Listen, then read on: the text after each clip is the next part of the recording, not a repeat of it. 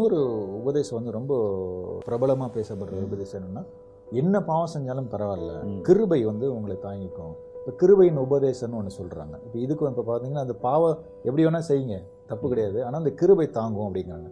அது என்ன பிறகு கிருபையின் உபதேசம்? அதாவது தேவனுடைய குணாதிசயங்கள் வந்து பல குணாதிசயங்கள் இருக்குது.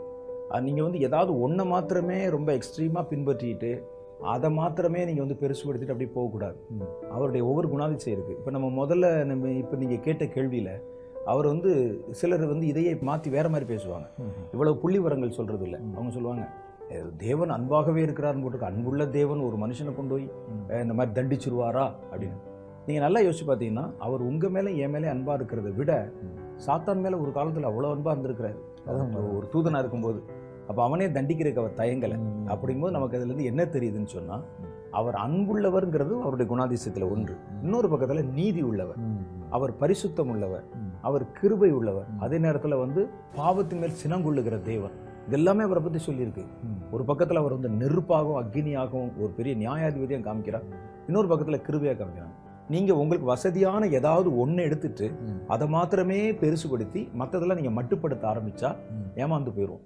ஜீசஸ் வந்து கர்த்தர் வந்து யாருக்கு நல்லவர் அப்படின்னு கேட்டிங்கன்னா, நல்லவனுக்கு தான் நல்லவர். அவர் சொல்லுவாங்க, நான் நல்லவனுக்கு நல்ல வேண்டாம் அப்படிம்பாங்களே, அது மாதிரி வசனத்தில் இது வந்து முதல்ல ஆண்டவர் சொன்ன டயலாக் தான் அது. நான் புனிதனுக்கு புனிதனாகவும் மாறுபாடு உள்ளவனுக்கு மாறுபாடு உள்ளவனாகவும் தோன்றுவேன் அப்படிங்கிறார். அதான் அவருடைய குணாதிசயம். அப்போ நீங்கள் எல்லாரும் எல்லாமே போய் நம்ம வாட்டி நினச்சிட்டு வசனத்தில் அன்புள்ளவர் தான், அதே நேரத்தில் நீதி உள்ளவர்னு சொல்லியிருக்கேன். அப்போ அதுக்கு என்ன பதில் சொல்கிறீங்க? அப்போ எல்லாத்தையும் நம்ம வந்து சமமாக பார்க்கணும். யார் மேலே அன்புள்ளவர் அப்படின்னா, அவர் தம்முடைய ஜனங்கள் மேலே அவர் அன்புள்ளவர், தம்முடைய பிள்ளைகள் மேலே அன்புள்ளவர். அதே நேரத்தில் இந்த பாவம் செய்கிறவங்க சினங்கொள்ளுகிற தேவன் அப்படி இருக்குல்ல. அப்போ வந்து ஜீசஸோட எல்லா சைடையும் பார்க்கணும். இந்த சிலுவையில் தொங்கி மறித்து ஜனங்களுக்காக ரத்தம் சிந்தின இயேசுவையும் பார்க்குறோம். அந்த இடத்துல வந்து ஜனங்கள் வந்து பாவம் செஞ்சுட்டாங்கன்னு ஒரு பெரிய பிரளயத்தை அனுப்பி ஒட்டுமொத்த ஜனத்தொகையும் வந்து 8 பேரை தவிர மற்ற எல்லாத்தையும் வந்து அழிச்சு ஒழிச்சது யாரு? நோவாவுடைய காலத்தில். அதுவும் அந்த இடத்துல வந்து அந்த அவங்க செஞ்ச பாவத்துக்கு தண்டனை கொடுக்குற நியாயாதிபதியாக பார்க்குறோம் அவரை.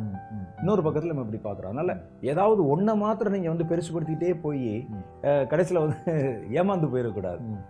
அவர் கிருபை உள்ள தேவன் தான். யாருக்கு கிருபை உள்ள தேவன் அப்படின்னா, அவர் வந்து தன்னுடைய தப்பிதத்தை வந்து உணர்ந்து ஒரு காரியத்தை செய்கிறோம்னா அவன் மேலே ஒருவேளை கிருபையாக இருக்கலாம். ஆனால் அந்த கிருபை உள்ளவர்னு சொல்லிட்டு நீங்கள் திருப்பி திருப்பி திருப்பி அதே பாவத்தை சொல்லும்போது அந்த கிருபை அந்த இடத்துல வந்து எப்படி வந்து வேலை செய்யும் அப்படின்னு அது இல்லை. அப்படின்னா வந்து வேதத்தில் சொல்லப்பட்ட எல்லாமே தப்பாக போயிருமே. அவர் வந்து நரகத்தை பற்றி சொல்லியிருக்கிறாங்க, தண்டனை பற்றி சொல்லியிருக்கிறாங்க, நியாயத்தை பற்றி சொல்லியிருக்காங்க, நீதியை பற்றி. இப்போ கிருபை உள்ள தேவன் ஏன் வந்து நியாயாதிபதியாக வந்து உட்காரணும் அங்கே? அப்போ கிருபை உள்ளவராகவே இருந்துட வேண்டியது. அப்போ இவங்க சொல்கிற இந்த கான்செப்ட் வந்து அடிபட்டு போயிடுது இல்லை? ஆமாம்.